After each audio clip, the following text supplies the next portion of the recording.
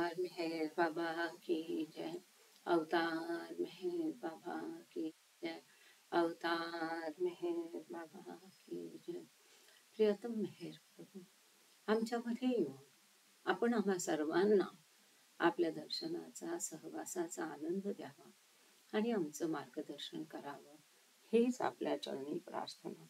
Thank you बाबा. जय बाबा.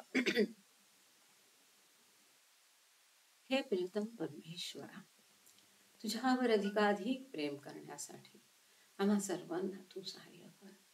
अधिक, आणखी अधिक व त्याहूनही आणखी अधिक प्रेम करण्याकरता, इतकं की तुझ्याशी एकरूप होण्यास आम्ही पात्र व्हावं व तुझ्यावरील आमचं प्रेम वृद्धिंगत व्हावं, यासाठी आम्हास तू सहाय्य कर. आणि प्रियतम बाबांचा दामन अगदी अखेरच्या क्षणापर्यंत व अगदी अखेरच्या क्षणी देखील आमच्या हाती घट्ट राहावा, यासाठी आम्हास तू सहाय्य कर. अवतार मेहर बाबा की जय. अवतार मेहर बाबा की जय. अवतार मेहर बाबा की जय. सगळ्यांना प्रेमपूर्वक जय बाबा. सत्याचे स्फुल्लिंग हे वाचत आहोत आपण, बाबांचं मराठीतलं पुस्तक द स्पार्क्स ऑफ ट्रूथ. ह्या इंग्लिश पुस्तकाचं भाषांतर आहे. आजचं वाचन मेहराबाद मधून होतंय. लाईट येते जाते, कमी जास्त पॉवर होतोय, बाकी बाबा सांभाळून घेतील. आणि MPR मधून वाचन चालू आहे. वाचन करणार आहोत आपण.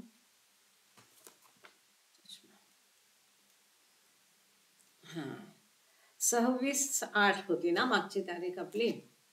आता 6/13 ना. शेवटचं आपलं 26/7 नाही, 2/9 होतं ना. 7 आणि 2/9, आज 9 आहे. तर 2 सप्टेंबरला आपण पॅन नंबर 85 वर थांबलो होतो. तिथे मूर्तिकाराचा दृष्टांत, आत्मा म्हणजे सर्वस्व, भ्रामक निर्मितीच्या साफल्य, हा आपण प्रकरणवर थांबलो होतो, बरोबर. आता आज आपण नवीन प्रकरणाला सुरुवात करतोय. खरे स्वातंत्र्य आणि निर्माणकत्व म्हणजे निर्माण करण्याची ताकद किंवा कपॅसिटी, निर्माणकत्व असं त्याचं नाव त्याने दिलेलं आहे. पान नंबर 86 जर कुणाकडे पुस्तक असेल तर. बलराज देशपांडे भाऊ जॉईन झालेत का? बरं, ठीक आहे, बघू आपण. हे पुस्तक लवकर छापून हवंय. पुष्कळ उशीर झालाय भरपूर. इतक्या दिवसात प्रूफ रिडिंग हातात यायला हवं होतं. बाबांचं काम जितकं तडी तापडेनी सगळं बाकी बाजूला ठेवून होईल तेवढं ते चांगलं होतं. सवडीने काम नाही होत. मग बाबा राहत नाही तिथे, आपण राहतो. फक्त आपल्या सवडीने काम केलं की तिथे आपण राहतो, बाबा नाही राहत मग. आणि सगळं सोडून झोपून देऊन केलं की बाबा येतात मग. जय बाबा. देशपांडे भाऊंच्या शिरावर टाकलेलं आहे हे पुस्तकाचं पब्लिकेशनचं काम. आता ते कसं करून घेतील, कोणाकोणाकडून ते बघू. मोड कशी बांधतायत ते. पद्मावर भाऊ आहेत का, त्यांनी पण तयारी दाखवलेली आहे. सगळे एकत्र येऊन पटकन करा म्हणजे झालं का. सॉरी. खरे स्वातंत्र्य आणि निर्माणकत्व. संस्काराची गुंतागुंत. पहिलाच किती छान आहे ना, संस्काराची गुंतागुंत. मनाचे कार्य नाहीसे न करता संस्कारातून मनाची सुटका करणे, हीच अध्यात्माची समस्या आहे. इतकं सुंदर आणि इतकं महत्वाचं पहिलंच वाक्य आहे. मनाचा नाश झाला पाहिजे कशासाठी? संस्कार निर्माण होणं बंद होण्यासाठी. संस्कार नष्ट झाले पाहिजे. पण मनाचं कार्य जे आहे ते जर नाही, म्हणजेच काय की चेतना कायम राहिली पाहिजे. चेतना जर कायम राहिली नाही तर मजूब होणार. मग त्याला जो चेतनतया अनुभव आहे, मी ईश्वर होतो, मी ईश्वर आहे, हा अनुभव कॉन्शियसली मिळणार नाही. म्हणून तितक्या पुरतं मनाचं कार्य राहिलं पाहिजे. म्हणून त्याने म्हटलेलं असावं की मनाचे कार्य नाहीसे न करता, म्हणजे कॉन्शियसनेस नष्ट न करता, असा त्याचा अर्थ असावा असं मला वाटतं. संस्कारातून मनाची सुटका करणे. पण त्या मनाची सुटका संस्कारातून करायची, म्हणजे त्या संस्कारांचा नाश झाला पाहिजे. संस्कारित हेडाऊ भाऊ आज तुम्ही सोडू नका, आज तुम्हाला आरती आहे. शालिनी आणि सेवाराम हेडाव, आज आरती तुम्हाला करायची आहे. संस्कारातून मनाची सुटका करणं म्हणजे संस्कार पण नष्ट झाले पाहिजे, मनाचा पण नाश झाला पाहिजे. ते जे मन आहे त्या संस्कारातून बाहेर काढायचं, हीच अध्यात्माची समस्या आहे. हाच प्रश्न आहे या पेपरला, स्पिरिच्युअलिटीच्या पेपरला. अहम भोवती संस्कारांचा अत्यंत मोठा गुंता होतो. अहम कोणता? स्वयं, मूल अहम, मी म्हणजे परमेश्वर. ह्या भोवती म्हणजेच परमात्म्याचा अंश आपण आत्मा म्हणतो, म्हणजे आत्मा शेवटी कोण आहे? परमात्मा आहे. म्हणजे खराच अहम आहे, म्हणजे विश्वात्मक अहम आहे. त्याच्या भोवती गुंता होतो. गुंता सगळा कशाचा? संस्कारांचा. निष्काळजीपणामुळे संस्काराच्या गाठी पडतात. निष्काळजी असतो आपण, खरंच खूप निष्काळजी असतो, प्रचंड निष्काळजी असतो. कसं? आपल्या प्रत्येक विचार, शब्द, कृतीमधून संस्कार आपण निर्माण करत असतो. त्यामुळे फुंकून फुंकून ज्याला म्हणतात तसं पाऊल टाकलं पाहिजे. प्रत्येक शब्द बोलताना, प्रत्येक कृती करताना, प्रत्येक विचार करताना अत्यंत सावधानतेने केला पाहिजे की ह्यातून माझे पहिले फक्त संस्कार नष्ट व्हायला पाहिजे, आता नवीन निर्माण होणार नाही, खराब संस्कार निर्माण होणार नाही, याची काळजी आपल्याला घ्यायला पाहिजे. म्हणून त्याने म्हटलंय की निष्काळजीपणातून संस्कारांचा गुंता होतो आणि गाठी पडतात. आता ह्याचं एखादं उदाहरण सांगायचं आउट ऑफ वे म्हणजे जाऊन, म्हणजे आजकाल विवाहबाह्य संबंधांचं पीक आले, हा निष्काळजीपणा. बाबांनी सांगितलं एखाद्याशी शरीर संबंध म्हणजे 7 जन्माच्या गाठी पडतात. हे किती वाईट आहे आणि किती गंभीर आहे याची तुम्हाला कल्पना आहे. विवाहबाह्य संबंध बाबांनी सांगितलं अजिबात अजिबात ठेवायचे नाही. तो निष्काळजीपणा झाला. मग त्यातून किती संस्कारांचा गुंता आणि गाठी तो मनुष्य वाढवतो याची कल्पनाच न केलेली बरी. म्हणजे हे फार मी हार्श उदाहरण दिलं, पण तशी गरज पण असते. कारण आता चोरी, खून हे तर इथे उदाहरण देऊ शकत नाही. पटकन आज समाजात काय चाललंय ते डोक्यात आलं म्हणून सांगितलं. जर ते पटलं नसेल किंवा मी ह्या ठिकाणी हे बोलायला नको असं वाटत असेल तर आय एम रिअली सॉरी. निष्काळजीपणामुळे संस्कारांच्या गाठी पडतात. ते एकमेकात विचित्रपणे फसले जातात. त्यातून एक साधा धाग्यासारखा संस्कार शोधून काढणे कठीण आहे. इतका गुंता झालेला असतो त्या संस्काराचा की त्याच्यातून एक धागा पकडून आणि मग तो गुंता सोडवणं म्हणजे नेक्स्ट टू इम्पॉसिबल. परंतु सद्गुरू मात्र हे कार्य हळूवारपणे करू शकतो. याच्या वेळेस आपण मागच्या वेळी उदाहरण घेतलं होतं की पूर्वीच्या काळी मुलीला बघायला गेले की तिला धाग्याचा गुंता करून तो धागाचा गुंता सोडवायला सांगायचे की किती शांतपणे ही किचकट प्रसंगातून मार्ग काढू शकते याची ती परीक्षा असायची. पण इथे कोण करू शकतं? ते फक्त आणि फक्त सद्गुरू करू शकतात. आता पुढे संस्काराचा गुंता, कारण गुंता हा अगदी परफेक्ट शब्द आहे, नाहीसा करणे. एखादा धागा तोडणे अथवा जाळून त्याची राख रंगोळी करणे सुलभ आहे. टिफिन लेक्चरमध्ये बाबांनी एक उदाहरण दिलं होतं, आपणही बघितलं होतं. बाबांनी रुमालाला गाठी बांधल्या 3-4, या गाठी सोडवा. आता एक एक गाठ उकलायला वेळ लागणार, धीर लागणार है ना. पथिक पाऊले मंद उचलती. पण तो रुमालचे पटकन गाठ उकडायची तर काय, त्याला जाळून टाकायचं, फाडून टाकायचं, तर सगळ्या गाठी उकलतील, पण रुमाल पण शिल्लक राहणार नाही. रुमाल ठीक ठेवून गाठी उकडायच्या असतील तर म्हणून इथे सांगितलंय की धागा तोडणे किंवा ते जाळून राख रंगोळी करणे सोपं आहे, म्हणजे मजहूब अवस्था. मग तिथे चैतन्य या कॉन्शियसली गॉड रिअलायझेशन होत नाही. आणि बाबा सांगतात की कॉन्शियसली गॉड रिअलायझेशन हेच परफेक्शन आहे. उत्तम उद्दिष्ट ध्येय आहे आणि ते साधलं गेलं पाहिजे. जर सद्गुरूने कृपापूर्वक एकाच दृष्टिक्षेपात हे कार्य केले तर अध्यात्म मार्गावरील व्यक्ती सत्याचा साक्षात्कार सहज होईल. बाबा सांगतात एक क्षणाचं कार्य आहे ईश्वर साक्षात्कार. एका क्षणात ते अध्यात्माचा सगळा मार्ग पण पार करवतात.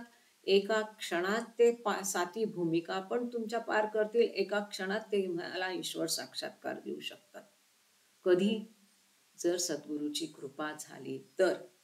एका कृपा दृष्टीत एका केवळ कटाक्षामध्ये त्याच्या कृपेने ईश्वर साक्षात्कार मिळून जातो.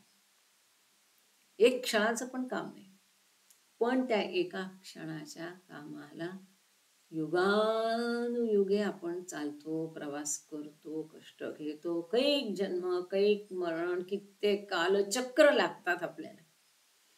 काम किती आहे? पळभराचं काम आहे ना. अन्याय आपल्यावर नाही. पळभराच्या कामासाठी कैक कालचक्र कैक जन्म आपल्याला खर्च करावे लागतात. पण सद्गुरूच्या कृपेने ते एक पळभरात एक क्षण मात्रात होतं. परंतु त्यामुळे तो जाणीवेच्या व्यावहारिक जगतात उरणार नाही. म्हणजे हा जो सत्याचा साक्षात्कार होईल, म्हणजे जर राख रांगोळी केली तर त्यामुळे तो जाणीवेच्या व्यावहारिक जगतात उरणार नाही. व्यावहारिक जगाशी त्याचे संबंध राहणार नाही. कधी? ती राख रांगोळी केली तर. पळभर म्हणजे योग्य स्टेप बाय स्टेप न जाता झटकीपट जर काम केलं, है की नाही, 2 मिनिट्स मॅगी नूडल सारखं जर काम केलं तर तिथे काय होईल? त्याला स्थूलाचं भान राहणार नाही, स्थूल जगताशी संबंध राहणार नाही, सूक्ष्माचं भान राहणार नाही, मनोजगताचं भान राहणार नाही. आणि हे सगळं भान पाहिजे तर चैतन्य पाहिजे. मग त्यासाठी ती हळूहळू प्रोसेस आहे. वेळ जरूर लागतो पण काम परफेक्ट होतं. आणि गडबड घाईचं काम काय होतं? मग त्याला व्यावहारिक जगताचं भान उरत नाही. व्यावहारिक जगताशी स्थूल जगताशी त्याचा संबंध राहत नाही. ही मझूकची स्थिती अथवा अवस्था आहे. एक मिनिट, आम्ही लक्ष नाही दिलं आहे रेकॉर्डिंगला. जरा झालं तर बरं. सॉरी, पुढे यायला पाहिजे. ही मझूकची अवस्था आहे. सद्गुरूच्या तुलनेत हे मझूक या द्वैताच्या दिव्य क्रीडेत म्हणजेच जगतात फारसे उपयोगाचे नसतात. मझूक स्वतः तो ईश्वर साक्षात्कार घेऊन अनंत आनंदात मशगूल होतो, अनंत शक्ती अनंत आनंद सगळं तो अनुभवतो, पण स्वतः पुरतं. कारण त्याला स्वतःचं स्थूलाचं आणि ह्या विश्वाच्या स्थूलाचं भान नसल्यामुळे इतरांची तो मदत करू शकत नाही. त्यामुळे इतर आणि ह्या सृष्टीच्या जगाताच्या काही कामाचा नसतो. पण इथे म्हटलं काय? सद्गुरूच्या तुलनेत हे मझूक त्या तुलनेत कामाचे नसतात, पण त्यांच्या ज्या आसपास अनंत शक्ती असतात त्या प्रभावात कुणी आलं तर त्याला फायदा होतो. निस्वार्थ भावनेने त्यांची कुणी सेवा केली तर त्यांना त्याचा फायदा होतो.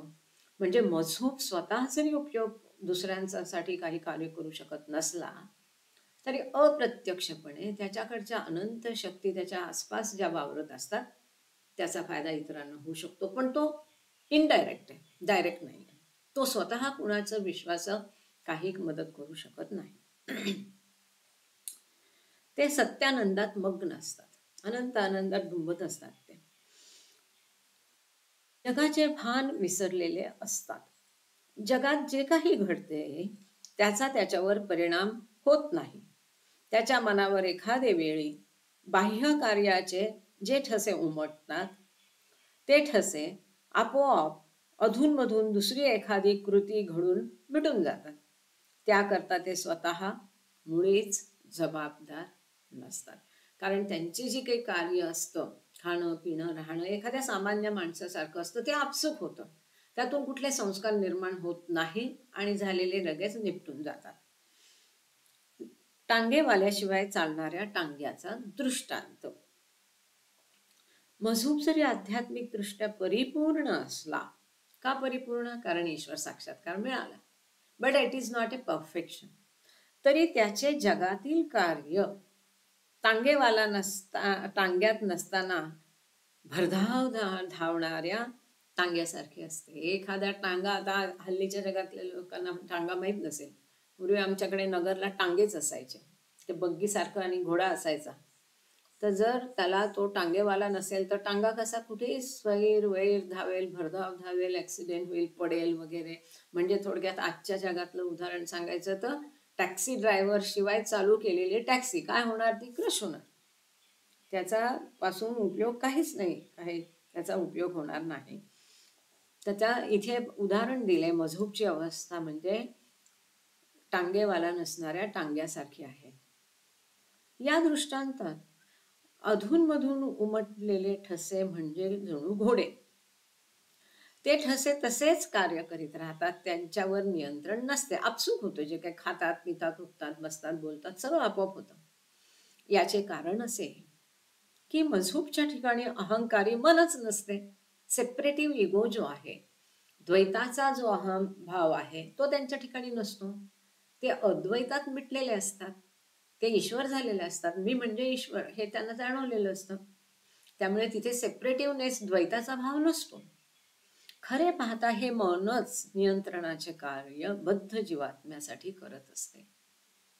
त्या मनाचा अभाव असल्याने मजहूबच्या जीवनाचा टांगा नियंत्रणाशिवाय भरधाव धावत असतो. मन इथे फार महत्वाचं आहे. आपण मनोनाश महत्वाचं म्हणतो, मनाचा नाश झाला पाहिजे, अहंकारी मनाचा, संस्कारी मनाचा. पण मनाचं कार्य नष्ट न करता मनाची संस्कारातून सुटका करून घ्यायची, असा हा टॉपिक अत्यंत महत्वाचा आणि एकदम वेगळा आहे. नेहमी जे आपण मनोनाशाची चर्चा करतो त्यापेक्षा वेगळा आहे. आता मजहूबची अवस्था अशी का होते? कारण ते मनाचं कार्य थांबलेलं असतं, पण सद्गुरूच्या मनाचं कार्य चालू असतो आणि म्हणून तो जगाचं कल्याण करू शकतो. सत्यानंदात मग्न झालेले मजहूब व्यावहारिक पातळीवर येत नाहीत, त्याचा जगाशी संबंधही राहत नाही. मजहूबच्या वरवरच्या कार्याचे फायदे. मजहूबचे व्यवहार हेतू पुरस्सर नसतात, मुद्दाम म्हणून तो काही करत नाही, ते केवळ शारीरिक स्वरूपाचे असतात. त्यांच्यावर भक्ताकडून संस्कार येतात. त्यांचे जे भक्त आहेत, त्यांना मानणारे, त्यांचे फॉलोअर्स, शिष्यगण, त्यांच्याकडून आपोआप हो का? बरं, लिंक गेली. आता मोबाईल घेऊन ठेवायला हवा होता का? 1 मिनिट द्या ना, मी जरा सेटिंग मध्ये जाऊन कोणाचं आहे नेटवर्क ते बघते. आता इथे 2 नंबरला नेटवर्क चांगलं आहे, तर 2 नंबरला आपण इंटरनेट शिफ्ट करूया. 2 सिम आहे माझ्याकडे, इंटरनेट जिओ, मग एअरटेलला टाकते मी. स्विच करूया. युजली जिओचं चांगलं असतं.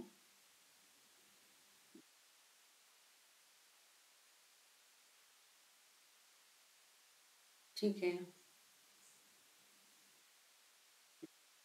जय बाबा, जय बाबा. आता आवाज येतोय ताई? थँक्यू. ओके, ठीक आहे. जय बाबा, थँक्यू. जसं असं काही असेल काही सांगा, आपण परत स्विच करू. कुठून तरी आपल्याला कनेक्शन मिळण्याची कारण. ठीक आहे. आता मजहूबचे जे त्याच्यावर संस्कार येतात ते त्याच्या इकडच्या तिकडच्या भक्तांमुळे, त्यांच्या शिष्यांमुळे येतात. ते तसेच आपोआप क्रियाशील होतात. कोणते? भक्तांकडून आलेले संस्कार. हे संस्कारांचे अश्व, जे संस्कारांचे घोडे म्हटले त्यांनी, केवळ धावत असतात, तरी त्यातूनही बरेच आध्यात्मिक फायदे होत असतात. कारण त्यामागे सत्याची जाणीव असते, ईश्वरत्वाची जाणीव असते. ही आध्यात्मिक सत्याची अखंड जाणीव त्याच्या माध्यमातून आविर्भूत होत असते. सत्याची अखंड जाणीव म्हणजे ईश्वरत्वाची, मी ईश्वर आहे ही जाणीव, ती त्याच्या माध्यमातून त्याच्या प्रसृत होत असते. हे आहे की नाही, जसं नेटवर्क ते सिग्नल देतं, तिथं मेन जे काही आहे टॉवर त्याच्यातनं सगळीकडे जातं, नेटवर्क पोहोचतं. त्याप्रमाणे इथे मी ईश्वर आहे हा त्याला अनुभव आलेला असतो. आता त्या अनुभवातून ते सगळीकडे ती जी त्याला अनंत शक्ती ईश्वराची मिळालेली आहे त्याचा इतरांना फायदा होतो. त्याच्या क्रियांना आणि हावभावांना भक्ताच्या संस्कारानुसार अर्थ प्राप्त होत असतो. ते जे काही करतील, तो स्वतःहून, आता अमुक एक शिष्य आहे, त्याचे 5 संस्कार असे आहेत, त्याचे पूर्वीचे जन्म असे आहेत, मग त्याला ही एक ऑर्डर द्या, असं जाणीवपूर्वक तो कुठलंही कार्य मजूक करत नाही.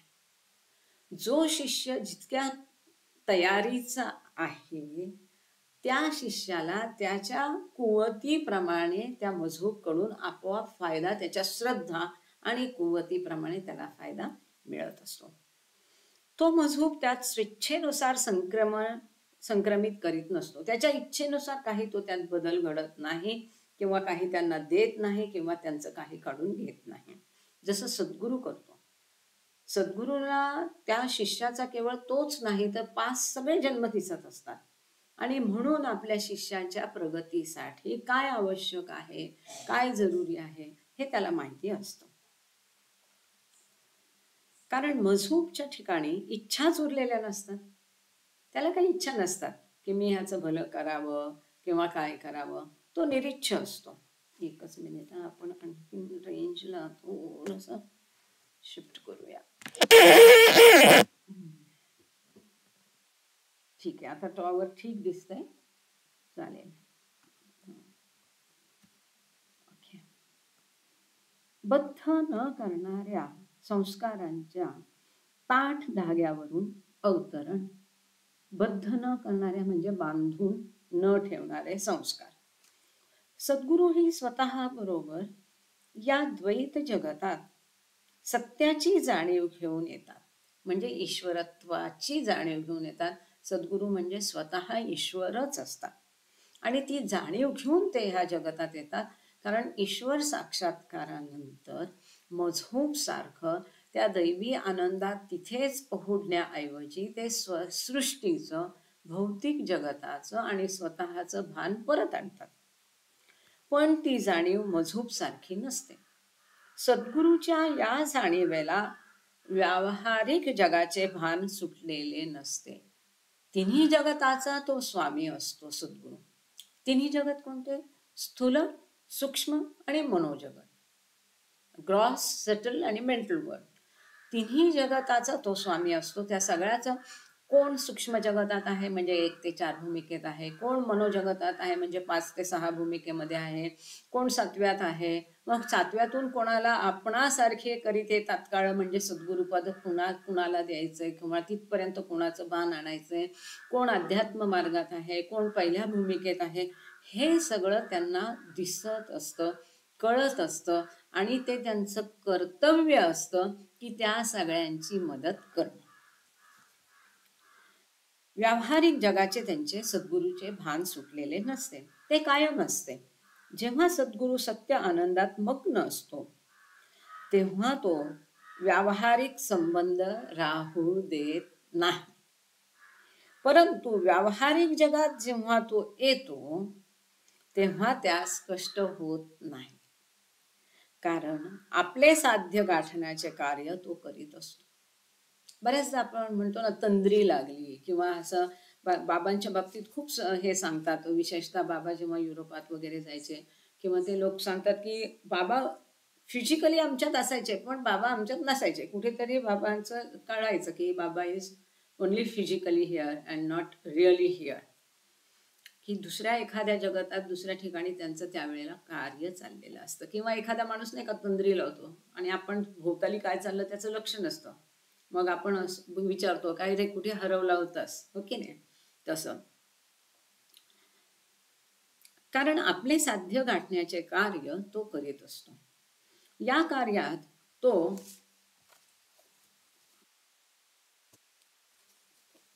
आता धरता सुद्धा येत नाहीये. हे बघून घ्या, बघा पुन्हा प्रकाशनवाले पुस्तकाचे हाल बघा. धरताही येत नाहीये पुस्तक मला. एनिवे, कारण आपले साध्य गाठण्याचे कार्य तो करत असतो. आता त्याचं साध्य काय असतं? सद्गुरू आहे, ईश्वर झालाय स्वतः. मग त्याला आणखीन काय साध्य आहे? त्यांचं कर्तव्य असतं. त्यांचे प्रत्येकाचे डिपार्टमेंट असतात की कुणी काय कार्य करायचं, की जे काही बद्ध जीव आहेत त्यांना आध्यात्मिक धक्का द्यायचं, विश्वाला आध्यात्मिक धक्का द्यायचं, हे त्यांचं कार्य असतं. ते त्यांचं कार्य त्यांना करायलाच लागतं. या कार्यात तो संस्काराच्या गुंतागुंतीतील गाठी वाटेल तशा न सोडता गुंत्याची उकल करतो व एकसंध संस्कारात तो दिव्यत्व आणतो.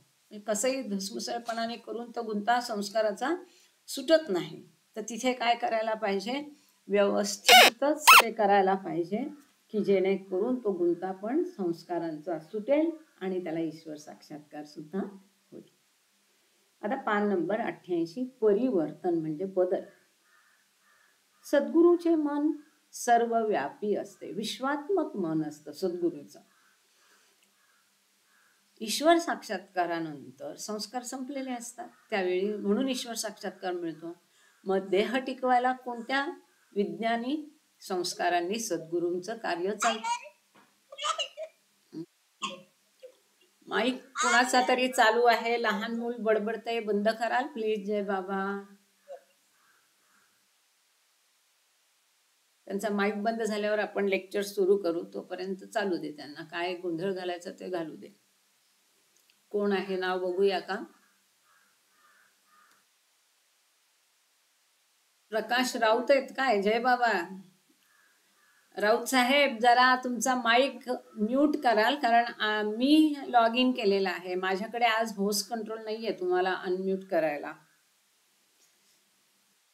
प्रकाश राऊत, कृपया करून तुमचा माईक बंद करा.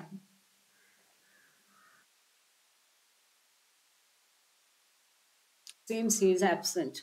He has logged in but he is not present. Anyway, कधी त्यांना बाबा बुद्धी देतील तेव्हा ते बंद करतील. सद्गुरू गुंता उकललेले पूर्व संस्कार योगायोगाच्या संस्कारात परिवर्तित करतो. आपण हे बघत होतो की ईश्वर साक्षात्कारामध्ये त्यांचे संस्कार सगळे नष्ट झालेले असतात, पण देह टिकवायला आणि देह घ्यायला संस्कार आवश्यक आहे. मग आता कुठले संस्कार पाहिजे? तिथे मानवी संस्कार नाहीत. मग देह तर आहे, कार्य तर करायचं. तेव्हा योगायोग संस्कारांमार्फत सद्गुरू आपला देह टिकवतो आणि योगायोग संस्कारामार्फत तो कार्य करतो. आणि त्यांचा देह कसा असतो? विश्वात्मक देह असतो. मन कसं असतं? विश्वात्मक मन असतं. सद्गुरू गुंता उकललेले पूर्व संस्कार, आता त्यांच्या संस्कारांचा इथे असं म्हटलंय नष्ट झाले असं म्हटलेलं नाही, तर संस्कारांचा गुंता उलगडला आहे. त्या संस्कारांना सद्गुरू योगायोग संस्कारात परावर्तित करतो, बदल करतो.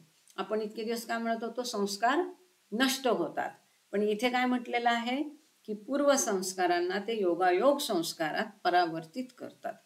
कोण? सद्गुरू.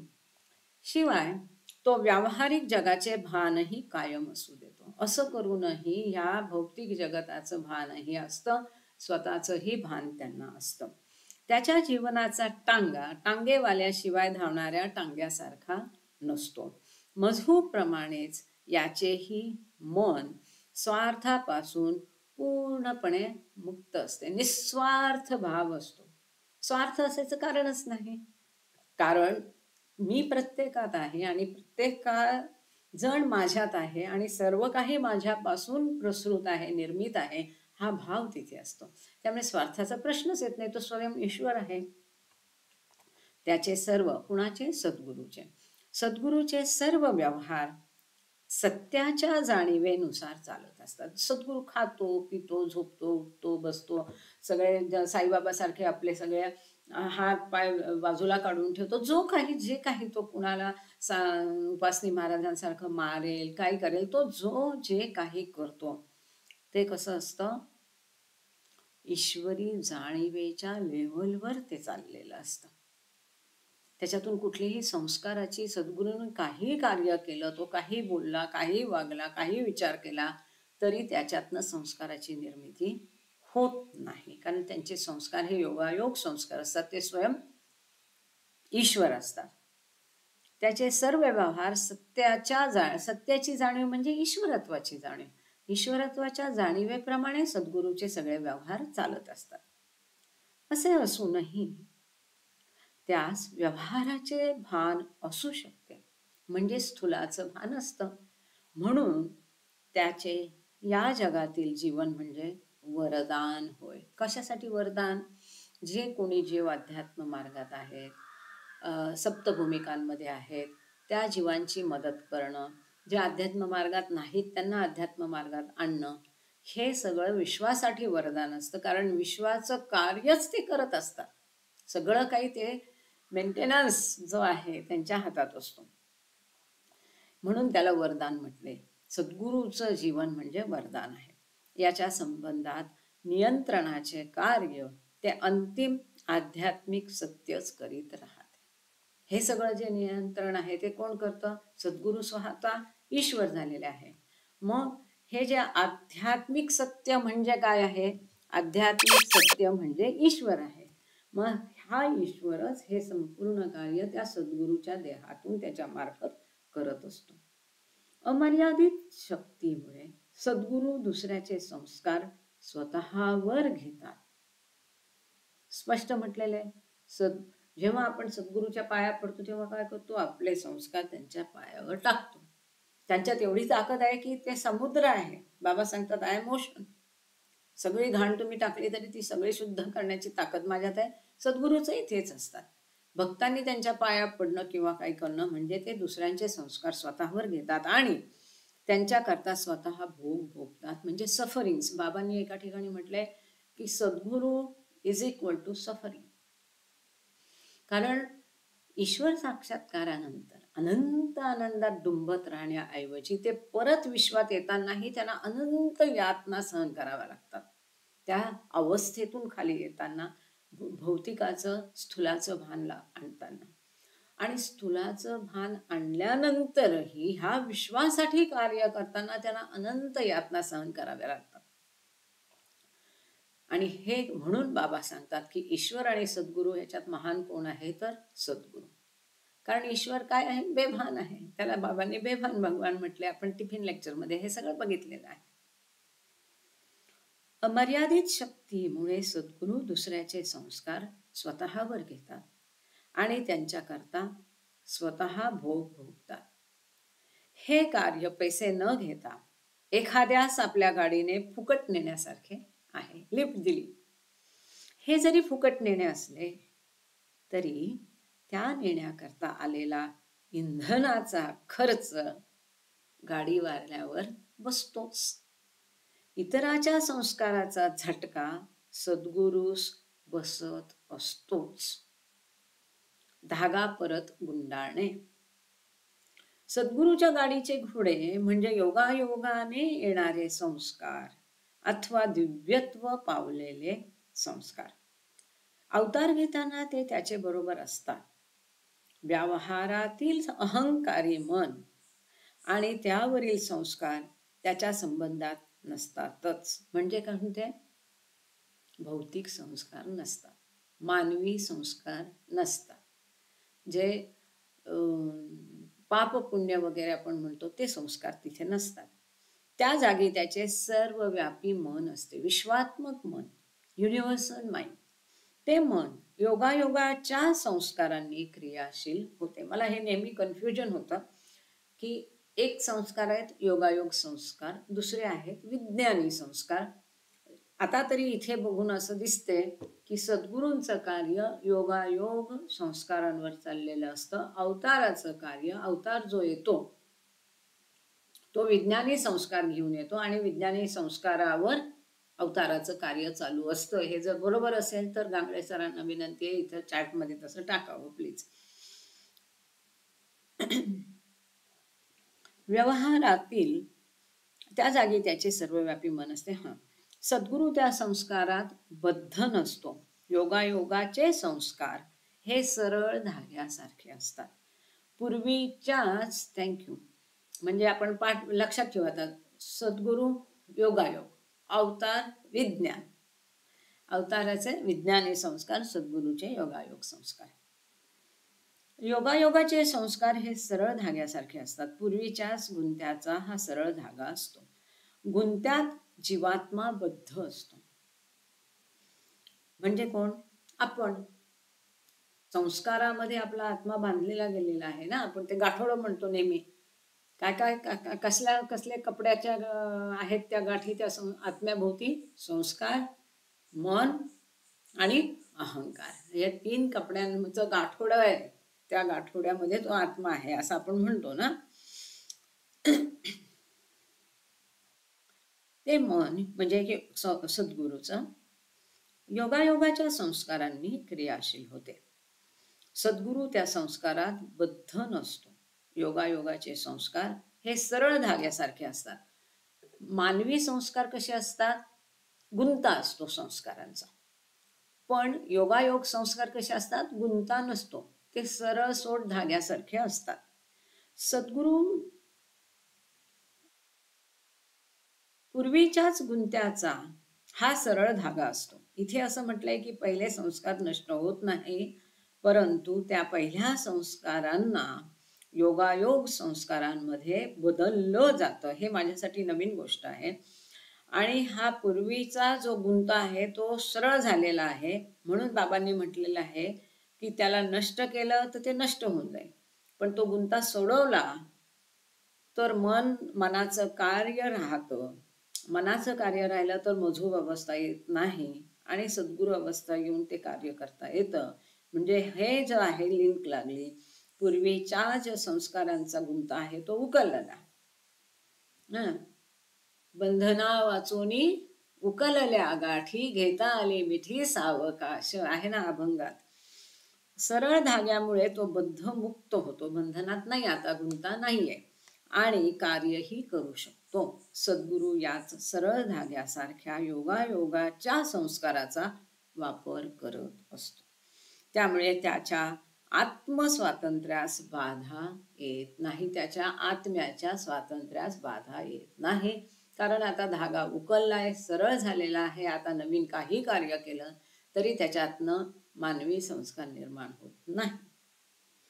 त्यामुळे त्याच्या आत्मस्वातंत्र्यास बाधा येत नाही. तसेच त्याच्या सत्याच्या जाणीवेवरही परिणाम होत नाही. आता हा सद्गुरू आहे, त्याने कोणाच्या कानाखाली मारले आणि म्हणून त्यांनी काही पाप केलं आणि त्याचे संस्कार निर्माण झाले आणि मग त्याचं ईश्वरत्व नष्ट झालं असं कधी होत नाही. त्याच्या सत्याच्या जाणीवेवर परिणाम होत नाही. म्हणजे ईश्वरत्वाच्या जाणीवेवर, सद्गुरूच्या ईश्वरत्वाच्या जाणीवेवर परिणाम होत नाही. सद्गुरूचा रथ. सद्गुरूच्या रथाचे घोडे म्हणून त्याचे योगायोग संस्कार अथवा गुंत्यातून गाठी सुटून सरळ धाग्यासारखे झालेले संस्कार हे असतात. आपण बघितलं विश्वाचा दैवी नियम काय आहे? संस्कार म्हणजे देह आला. आता सद्गुरूंनी संस्कार संपवून किंवा त्या संस्कारांच्या गाठी उकलून त्याचा संस्काराचा गुंता नष्ट झाला. मग त्या सद्गुरूचा देह राखून कार्य करायला कोणते तरी संस्कार पाहिजे. त्याशिवाय तर कार्य होतच नाही. मग ते संस्कार कोणते? योगायोग संस्कार. म्हणजे हे योगायोग संस्कार हे काय झालं? ते सद्गुरूचा देहचं चलनवलन करणारा सद्गुरू म्हणजे रथ आणि हे योगायोग संस्कार म्हणजे त्या रथाचे घोडे झाले. चलनवलन करणारे, ज्याच्या मार्फत सद्गुरू देह राखून विश्वासाठी कार्य करू शकेल. हे घोडे हाकलण्याचे, कुठले घोडे? योगायोग संस्काराचे घोडे हाकलण्याचे कार्य आध्यात्मिक सत्याची जाणीव करत असते. आता हे जे योगायोगाचे घोडे आहेत ते कोण करतं? ते कोण घोडे चालवणारा सारथी कोण आहे? आध्यात्मिक सत्याची जाणीव म्हणजेच ईश्वरत्वाची जाणीव म्हणजेच ईश्वर. कारण सद्गुरू स्वतः ईश्वर झालेला असतो. मग तो स्वतःच हे योगायोग संस्काराचे घोडे हाकून ते कार्य करतो. त्याच्या रथाचे घोडे स्वैरपणे धावत नसतात. बंधनकारक संस्कारात गुंतलेले मनही त्यावर नियंत्रण ठेवत नसते. सद्गुरू द्वैताच्या ताब्यात सापडून व्यक्तिगत जीवनाच्या कचाट्यात येत नसतो. ती त्या व्यक्ती राहिली नाही. आपले सद्गुरू उपासनी महाराज, त्यांचं लग्न झालं असेल, मुलं बाळं असतील, ते कधी? सद्गुरू होण्याच्या आधी, ईश्वरत्व होण्याच्या आधी मॅन स्टेटमध्ये होता. नाव he is a perfect master, म्हणजे ईश्वर आहे. त्यांच्या प्रत्येक बोलण्याला काहीतरी गहन अर्थ आहे जो आपल्याला समजत नाही. त्यांच्या कुठल्याही, त्यांनी लोकांना दगड फेकून मारू दे, नाही तर शिव्या घालू दे, त्याच्यातनं त्यांचे संस्कार निर्माण होत नाहीत. त्यामुळे द्वैताच्या ताब्यात सापडून व्यक्तिगत जीवनाच्या कचाट्यात सद्गुरू येत नाही. तेच नियंत्रक असतात. सद्गुरूच्या कार्यावर स्वार्थी व्यवहाराचा परिणाम न होता त्याच्या कार्याची योजना आखली जाते. लाईक बाबांनी सांगितले, साईबाबांना सवय होती पैसे मागायची लोकांकडून. अशा पद्धतीने खरं तर वेगळ्या प्रकारे साईबाबा त्यांचे सगळे वाईट संस्कार त्या पैशाच्या माध्यमातून स्वतःवर घेत होते. बाबा पैशाला हात लावत नव्हते.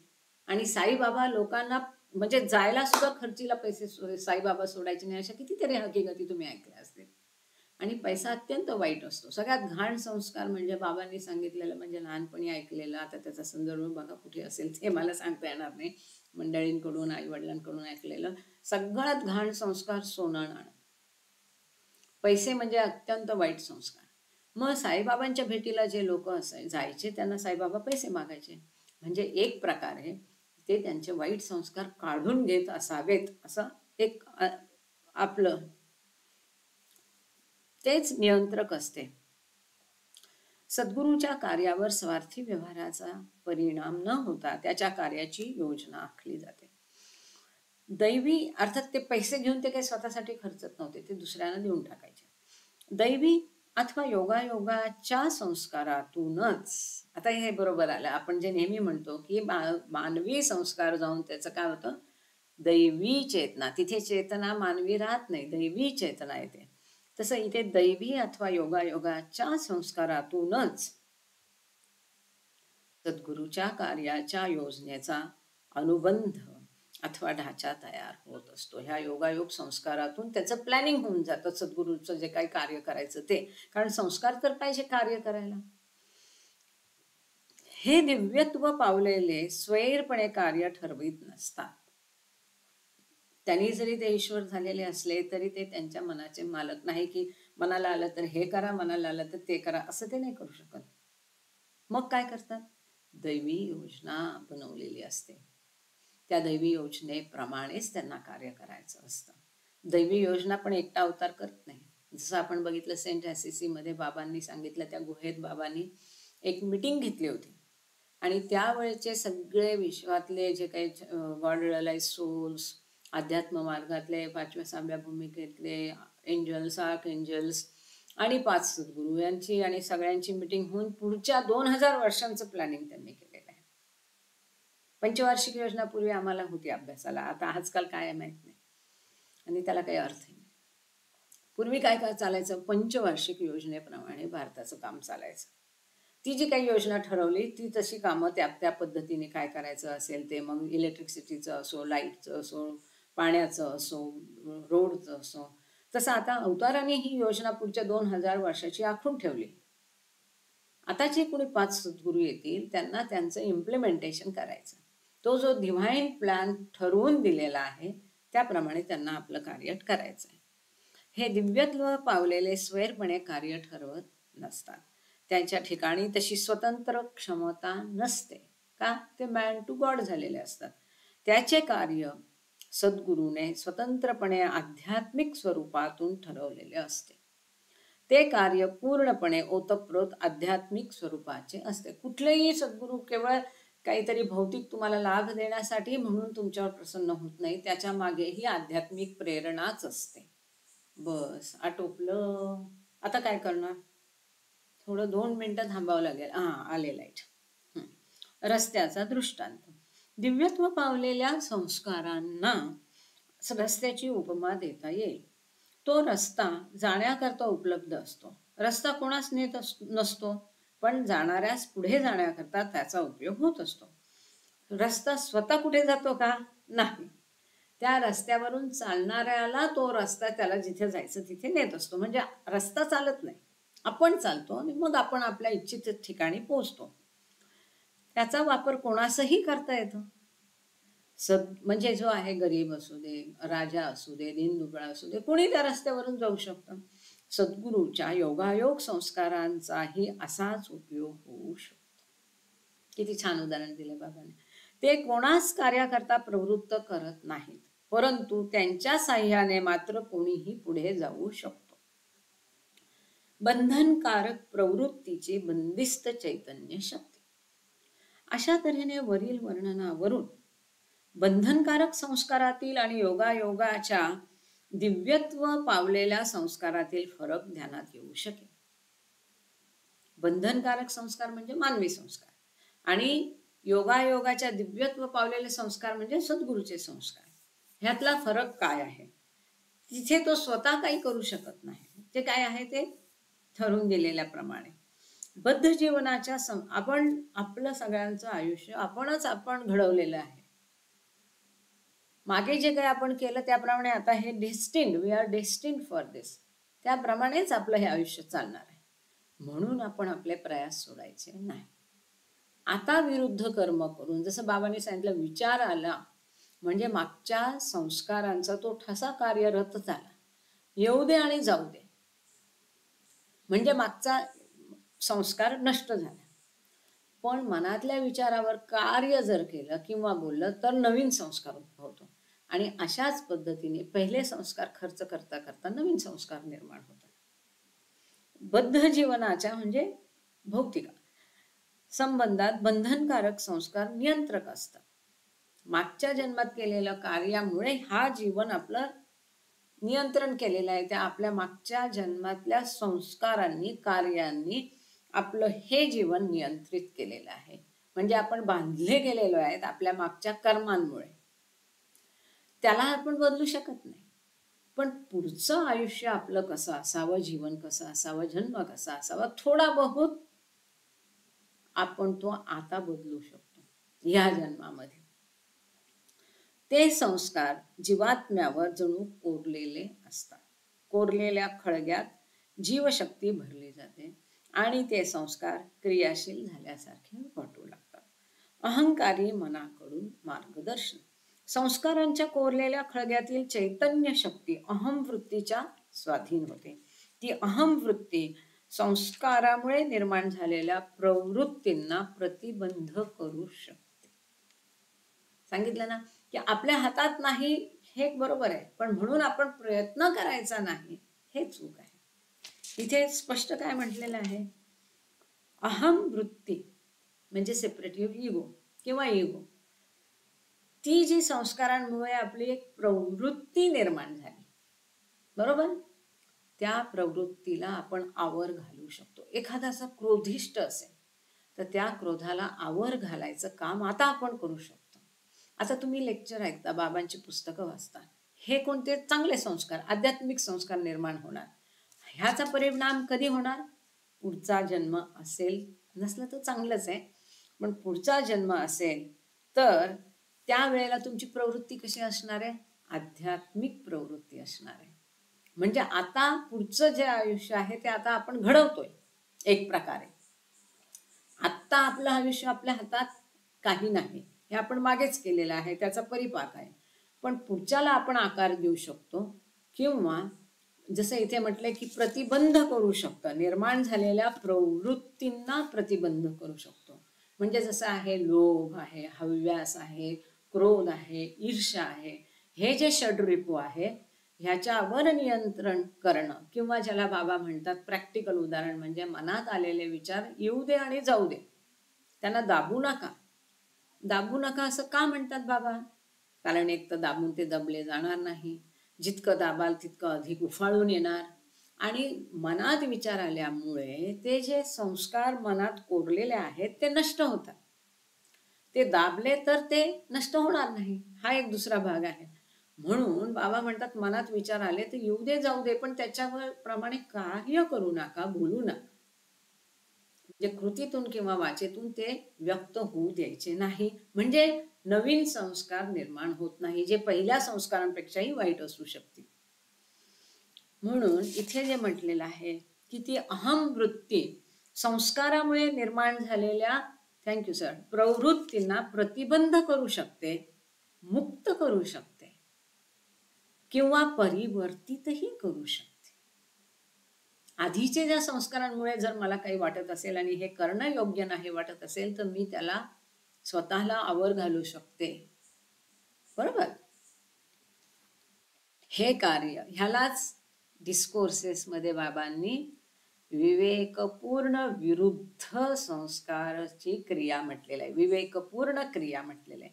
विवेकपूर्ण क्रिया करून ते संस्कारांचा ठसा नष्ट करू शकतो, विरुद्ध क्रिया करून संस्कारांचा ठसा नष्ट करू शकतो. हे कार्य ठराविक सीमित प्रमाणात चालते, हे प्रमाणात मर्यादित प्रमाणात हे कार्य चालतं. आणि म्हणूनच अहम वृत्ती धारण करणाऱ्या मनास संस्काराच्या प्रवृत्तीचे घोडे हाकणारा टांगेवाला म्हटले आहे. आता सद्गुरूचा टांगेवाला कोण आहे? योगायोग संस्कार. आपला टांगेवाला कोण आहे? गेल्या जन्मीचे आपले कर्म, म्हणजेच आपले मानवी संस्कार, म्हणजेच ही जी अहम वृत्ती आहे जिने हे संस्कार धारण केलेले आहेत, ते म्हणजे आपली जी प्रवृत्ती आहे, संस्कारांमुळे निर्माण झालेली मनाची प्रवृत्ती आहे, ती आपला टांगेवाला आहे. अहंकारी मनाचे हाकलणे अचूक नसते, ते योग्यही नसते. ते अचूक याकरता नसते की प्रवृत्ती स्वरूप घोडे नेहमी अहंकारी मनास मानणारे नसतात.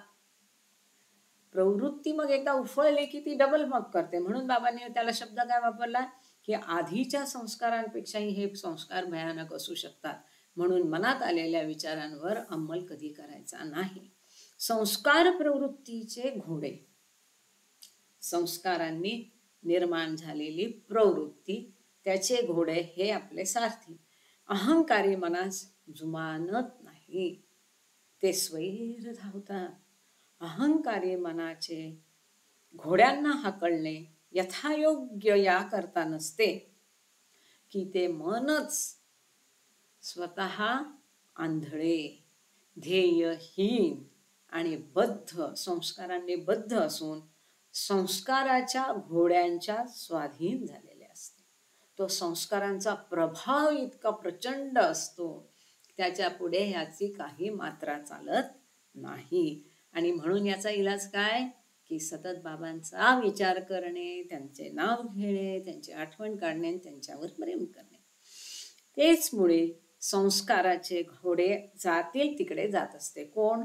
ते मन. अहंकारी मन हे संस्कार आंधळं झालेलं असतं, संस्कारांच्या अधीन झालेलं असतं. ते घोडे नेतील तिकडे ते जातं, त्याचं त्या रथावर नियंत्रण राहिलेलं नसतं. ते नियंत्रण आपण प्राप्त करायला पाहिजे. दिव्यत्व म्हणजे बऱ्याच लोकांना हे एक पळवाट असते, अरे माझ्या हातात तर काहीच नाही आहे, तसंच होणार, आणि मग let me enjoy the life. पण तसं नाही, त्याला थोडंसं आवर घालता आलं पाहिजे. दिव्यत्व प्राप्त झालेल्या संस्कारांना त्यांची स्वतःची चेतना नसते, म्हणजे सद्गुरू, म्हणजे योगायोग संस्कारांना. सद्गुरूच्या जगद्व्यापी मनाचे दैवी संस्कार म्हणजे चैतन्य शक्तीची परिपूर्ण मनप्रवृत्ती नाही. जे जगाला व्यापणारं मन आहे, युनिव्हर्सल माइंड, आता त्या सद्गुरूला मिळाले. त्या युनिव्हर्सल माइंडचे जे दैवी संस्कार आहे, योगायोग संस्कार आहे, ते संस्कार म्हणजे चैतन्य शक्ती म्हणजे ईश्वर शक्तीची परिपूर्ण मनप्रवृत्ती नाही. फार महत्वाचं आणि खूप किचकट आहे. मी परत वाचते. जगद्गुरूच्या जगदव्यापी मनाचे दैवी संस्कार म्हणजे सद्गुरूचे युनिव्हर्सल माइंडचे डिव्हाइन संस्कार, योगायोग संस्कार म्हणजे चैतन्य शक्तीची परिपूर्ण मनप्रवृत्ती नव्हे. ईश्वराची परिपूर्ण मनप्रवृत्ती नव्हे. स्वतंत्र चैतन्य शक्ती विना असणारे ते केवळ ठराविक मार्ग वहन होत. म्हणजे हे जे सद्गुरूचे योगायोग संस्कार आहेत, they are not the whole and sole authority, that is only a medium. हा अत्यंत महत्वाचा मुद्दा इथे आहे. सद्गुरूचे योगायोग संस्कार हे स्वतः काही ठरू शकत नाहीत. They are only used for the divine plan. ते स्वतः काही ठरवत नाहीत.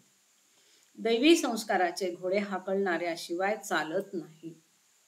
सद्गुरूच्या संबंधात आणि जगद्गुरूच्या संबंधात जगद्व्यापी मनातून आविष्कृत होणारे आध्यात्मिक सत्यच दैवी प्रवृत्तीच्या घोड्यांना हाकलते व मार्गदर्शन करते. कुणालाही मीटिंग सोडायची गरज नाही. आपण 7 वाजता सामूहिक प्रार्थना ग्रुपवरच घेतो. इंदुताईंचा माईक ओपन आहे, तेवढं थोडं बंद कराल. 4 मिनिटं राहिले, आपण एवढं संपूया. सद्गुरूच्या संबंधात जगद्गुरूच्या संबंधात जगद्व्यापी मनातून आविष्कृत, जगद्व्यापी युनिव्हर्सल माइंड आविष्कृत होणाऱ्या आध्यात्मिक सत्यच दैवी प्रवृत्तीच्या घोड्यांना हाकलते व मार्गदर्शन करते. म्हणजे हे योगायोग संस्कार हे मीडियम जरूर आहे, माध्यम जरूर आहे, पण त्यांना कुठलाही निर्णय घ्यायचा अधिकार नाही. तो निर्णय कोण घेतं? Universal mind. युनिव्हर्सल माइंड म्हणजे कोण? स्वतः ईश्वर. म्हणजेच that God in human form who has become man to God. तो सद्गुरू त्या दैवी माध्यमातून हे निर्णय घेतो. तो अधिकार, आपलं जीवन कसं आहे? संस्काराच्या अधीन आहे. जे काही बरं वाईट काही जे पण होतं ते कसं होतं? आपल्या हातात नसतं, आपोआप संस्कारांमुळे होतं. पण सद्गुरूचं तसं नाही. सद्गुरू जे योगायोग संस्कार जरी असले तरी ते कुठलेही कार्यप्रवण नाहीत. ते स्वतः कुठला निर्णय घेत नाही, स्वतः कुठलंही कार्य करत नाही. मग हे कार्य कोण करतं? हे निर्णय कोण घेतं? That universal mind of perfect master. सद्गुरूचं जे विश्वात्मक मन आहे ते दैवी योजनेप्रमाणे हे सगळे निर्णय घेऊन हे कार्य करतं. हा मुद्दा कळला का? हा अत्यंत महत्वाचा मुद्दा आहे आणि मूलभूत फरक आहे सद्गुरू, त्याचे योगायोग संस्कार आणि मानवी संस्कारातला. मानवी संस्कारांनी मनुष्य बांधलेला असतो, त्या बाहेर तो कृती करू शकत नाही, त्यातच त्याची कृती असते. तसं सद्गुरूचं नाही. सद्गुरूचे योगायोग संस्कार हे केवळ माध्यम आहे. ते स्वतः निर्णय घेत नाहीत. त्यांनी सद्गुरू बांधलेला नाही, त्याच्या क्रिया बांधलेला नाहीत, तर त्याचं युनिव्हर्सल माइंड ते सगळं ठरवतं. ते सत्य कधीच चुकू शकत नाही, कारण ते पूर्णत्व पावलेले असतात. They are perfect master. त्यामुळे ते कधी चुकू शकत नाही. मोटार गाडीचा दृष्टांत. सद्गुरूच्या जगदव्यापी मनातील दैवी संस्कारांना घोड्यापेक्षा मोटारीचा दृष्टांत अधिक समर्पक आहे. जसं आपण मागाशी म्हटलं, आलेच बाबा त्या मुद्द्यावर. मोटार गाडी ही पूर्णपणे चालवणाऱ्याप्रमाणेच चालते. तिला तिची वृत्ती अथवा चेतना नसते. टॅक्सी आहे, कार आहे, स्वतः करून चालते का? नाही. तो ड्रायव्हर चालवेल तशी ती चालेल. मोटार गाडी हे वाहनाचे निर्जीव साधन आहे. त्या दृष्टांतातील मोटार गाडी बिघडलेल्या अवस्थेतीलही नाही, ती चांगल्या चालू स्थितीतली आहे. जगदव्यापी मन आणि त्यातील दैवी संस्कार हे कधीच बिघडलेल्या अवस्थेत नसतात आणि बिघडत नसतात. दैवी संस्कारांची गाडी जरी अचेतन असली तरी अनंत सत्याचा आविष्कार होण्याकरता तिचा उपयोग होऊ शकतो. माझ्या समोरच्या मुलीने समाधीची प्रार्थना लावलेली आहे. तर आपण पण प्रार्थना घ्यायला हरकत नाही आहे. इथे आपण थांबूया. हा पॅरेग्राफ वाटल्यास आपण पुढच्या वेळी परत रिपीट करू मोटार गाडीचा. अवतार मेहर बाबा की जय. थँक्यू बाबा, थँक्यू ऑल. जय बाबा. तुषार कठाळे लगेच सुरू कराल प्रार्थना. जय बाबा.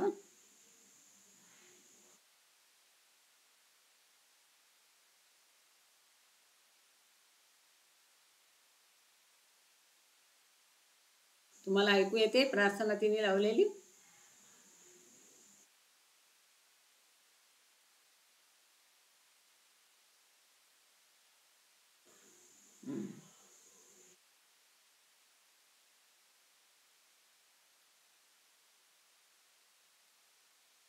जय बाबा. जय बाबा. माझं नाही, हा, तुषार नाही आहे घरी. ओके. दुसऱ्या कोणाला सांगा प्रार्थना म्हणायचं. तुम्ही सुरू करा. जय बाबा. हो हो हो, सुरू. हां. अवतार मेहर बाबा की जय. प्रेमा